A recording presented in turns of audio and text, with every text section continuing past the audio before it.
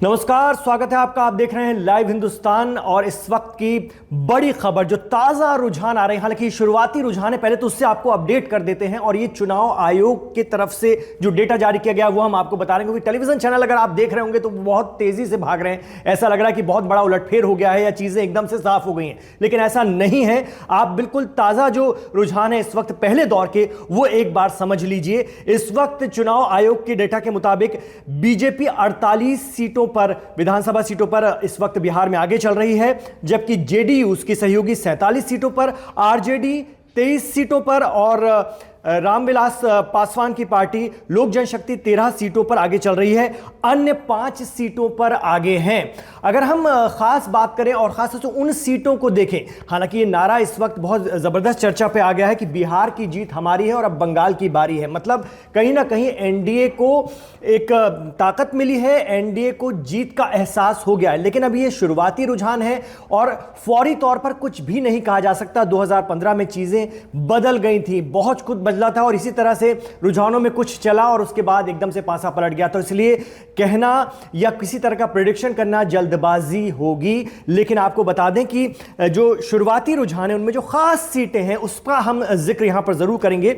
जैसे कि रघुनाथपुर सीट है, यहां पर शहाबुद्दीन के बेटे ओसामा साहब जो है वो आगे चल रहे हैं। इस वक्त की ये बड़ी खबर आपको बताते हैं, रुझानों में उन्होंने चौंकाया ही है जेडीयू के विकास सिंह से, वो फिलहाल बाजी मारते नजर आ रहे हैं। इसके अलावा अलीनगर सीट, यहां पर लोक गायिका मैथिली ठाकुर को बीजेपी ने पहल उतारा था और उनको लेकर भी काफी जिज्ञासा थी, उनको लेकर उन पर भी सबकी नजरें थी।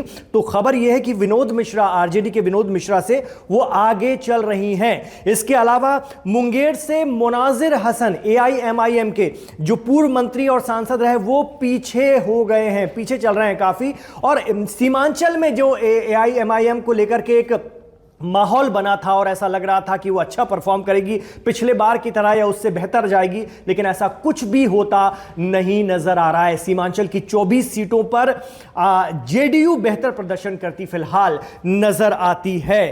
तो ये कुछ अहम सीटें। खेसारी लाल यादव, भोजपुरी के सुपरस्टार, उनकी बात किए बगैर तो ये रुझान या ये अपडेट अधूरा रह जाता है। खेसारी लाल यादव के बारे में हम बता दें आपको, छपरा सीट से खेसारी लाल इस वक्त आगे चल रहे हैं। हालांकि ये शुरुआती रुझान है, हम बार बार कह रहे हैं, और जो चुनाव आयोग के जरिए जो डेटा आ रहा है, जो सटीक डेटा आ रहा है और जो बिल्कुल सटीक रुझान है वो हम आपको बता रहे हैं। तो आरजेडी के खेसारी लाल यादव छपरा सीट से आगे चल रहे हैं। छोटी कुमारी बीजेपी जो उनके मुकाबले में थी, वो इस वक्त पीछे हैं।